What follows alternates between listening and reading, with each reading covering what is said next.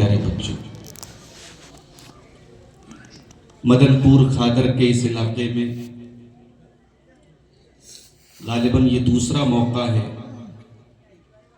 جب آپ حضرات کے بیچ میں مجھے حاضر ہونے کا موقع نصیب ہو رہا ہے۔ میں بنارس اتر پردیش سے تعلق رکھتا ہوں، لیکن میں یہ کہہ سکتا ہوں کہ ہندوستان کے مختلف علاقوں میں جہاں جہاں میں تقریر کے لیے خطاب کے لیے جاتا ہوں، ان میں سب سے زیادہ جس علاقے میں میرے پروگرام ہوتے ہیں وہ سیمانچل کا علاقہ ہے، اور اللہ کے فضل و کرم سے آج دلی کے اس علاقے میں جہاں میں بیٹھا ہوں، اور جن بھائیوں نے آج مجھے دعوت دی ہے اور آج کا یہ پروگرام اللہ کے گھر کی تعمیر کے سلسلے میں منعقد ہوا ہے، یہ اسی سیمانچل سے تعلق رکھنے والے جس میں ہمارے شیر صاحب بادی بھائیوں کی کثرت ہے، انہی کی دعوت پر میں حاضر ہوا ہوں۔ اور ہمارے بڑے ہر دل عزیز دوست، ہمارے بڑے بھائی شیخ اختر عالم مفتاحی صاحب حفظہ اللہ اپنے مخصوص انداز میں ابھی آپ کے سامنے اردو اور بنگلہ دونوں زبانوں میں تقریر بھی کر رہے تھے، نظم بھی پڑھ رہے تھے، اور آپ حضرات ان کے ہاتھوں اس مسجد کے لیے اپنے مال کو لٹا بھی رہے تھے، اللہ کی راہ میں دے بھی رہے تھے۔ میں دعا کرتا ہوں رب العالمین اس مسجد کی تعمیر کو ہم سب کو جلد سے جلد مکمل کرنے کی توفیق عطا فرمائے۔ اور جن بھائیوں نے یہاں بہت سارے ہمارے ایسے بھائی ہیں جو مزدور طبقے سے جن کا تعلق ہے اور اپنی گاڑھی کمائی سے انہوں نے اللہ کے اس گھر میں دیا ہے، اللہ ان کے اس چندے کو تعاون کو قبول فرمائے اور اس دان کو، اس تعاون کو، ان کے مال، ان کے اہل و عیال میں برکت کا سبب بنائے، آمین۔ میرے بھائیوں، میں نے آپ کے سامنے خطبہ مسنونہ کے بعد قرآن کریم کے 17ویں پارے کی پہلی آیت پڑھی۔ اس آیت میں اللہ تعالیٰ نے ہماری ایک کمزوری بیان کی ہے۔ وہ کمزوری کیا ہے؟ آئیے ذرا اس آیت پر پہلے غور کرتے ہیں۔ قرآن کا 17واں پارہ سورہ انبیاء کی پہلی آیت۔ اقترب للناس حسابهم، لوگوں کے حساب کا ٹائم قریب آ چکا ہے۔ اقترب للناس حسابهم، لوگوں کے حساب کا ٹائم قریب آ چکا ہے۔ وَهُمْ فِي غَفْلَةٍ مُعْرِضُونَ، لیکن لوگ غفلت میں پڑے ہوئے ہیں اور منہ موڑ کر کے بیٹھے ہوئے ہیں۔ جب انسان کا امتحان قریب ہو اور اسے یہ معلوم ہو کہ اس امتحان میں اگر ہم فیل ہو گئے، ناکام ہو گئے تو ہماری زندگی برباد ہو جائے، اس سے بڑا نادان کون ہوگا جو اس امتحان کے قریب ہونے کے باوجود اس امتحان سے غافل۔ اللہ فرما رہا ہے اقترب للناس حسابهم، اے میرے بندو قیامت قریب آ چکی ہے، تمہارے حساب کا ٹائم قریب آ چکا ہے۔ وَهُمْ فِي غَفْلَةٍ مُعْرِضُونَ، مگر ہائے تمہاری نادانی، ہائے تمہاری غفلت، تمہاری غفلت میں کوئی کمی نہیں ہے، تمہاری نادانی میں کوئی کمی نہیں ہے، تم منہ موڑ کر کے بیٹھے ہوئے، تمہیں شعور بھی نہیں، تمہیں احساس بھی نہیں کہ قیامت آنے والی ہے۔ قیامت کا وہ دن جس کو اللہ نے قرآن میں مختلف ناموں سے یاد کیا ہے۔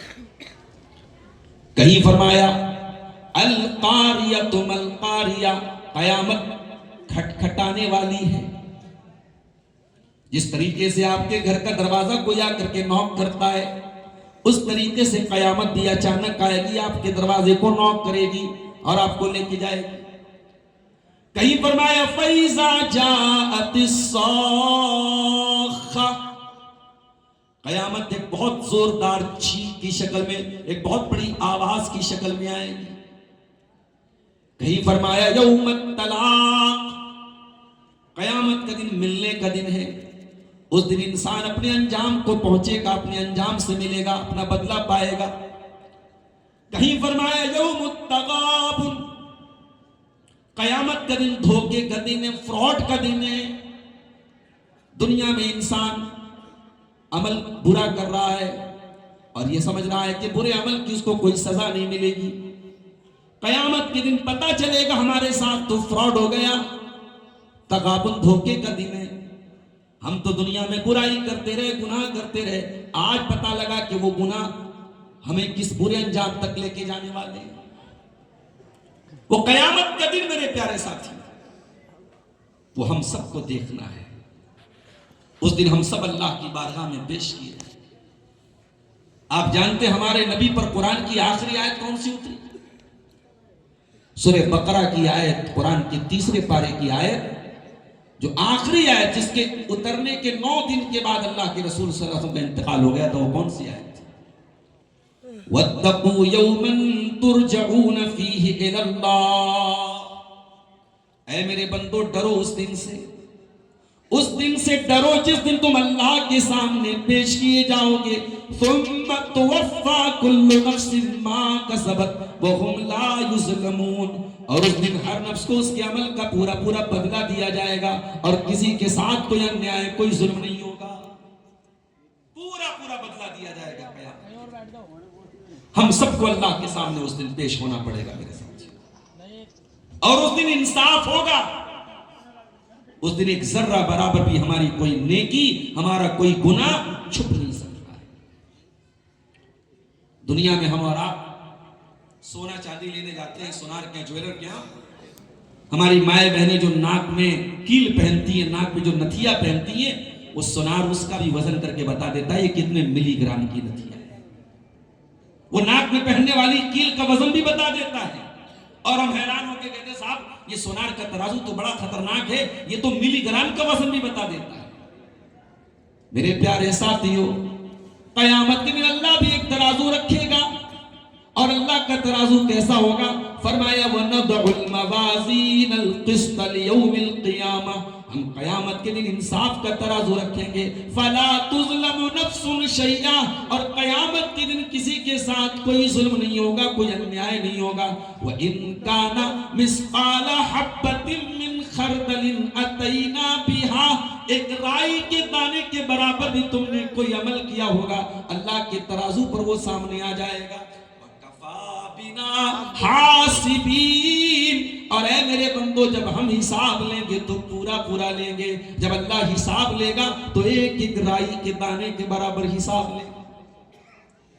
اسی لیے اما عائشہ نے پوچھا، اے اللہ کے نبی، قرآن کہتا ہے وَأَمَّا مَنْ أُوتِيَ كِتَابَهُ فَأَمَّا مَنْ أُوتِيَ كِتَابَهُ بِيَمِينِهِ، جس کا نام اعمال قیامت کے دن دائیں ہاتھ میں دیا جائے گا، سیدھے ہاتھ میں دیا جائے گا۔ فَسَوْفَ يُحَاسَبُ حِسَابًا يَسِيرًا، اللہ تعالیٰ اس کا آسان حساب لے گا۔ اے اللہ کے نبی، آسان حساب کا کیا مطلب ہے؟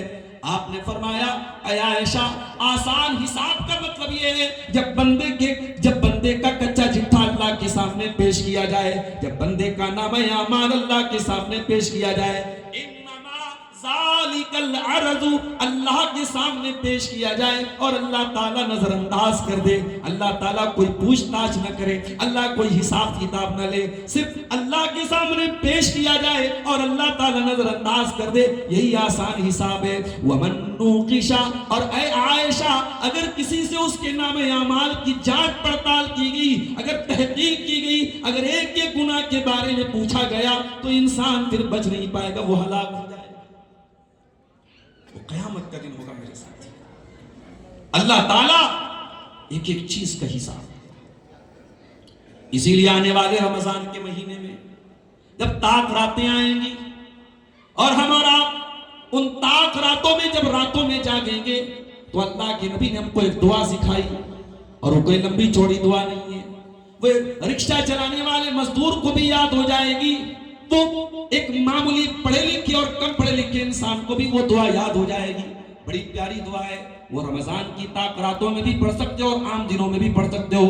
کیا پڑھتے ہو اس دعا میں؟ اللہم انکا عفو تحب العفو فاعف عنی، اے پروردگار تو معاف کرنے والا ہے اور معافی کو پسند کرتا ہے۔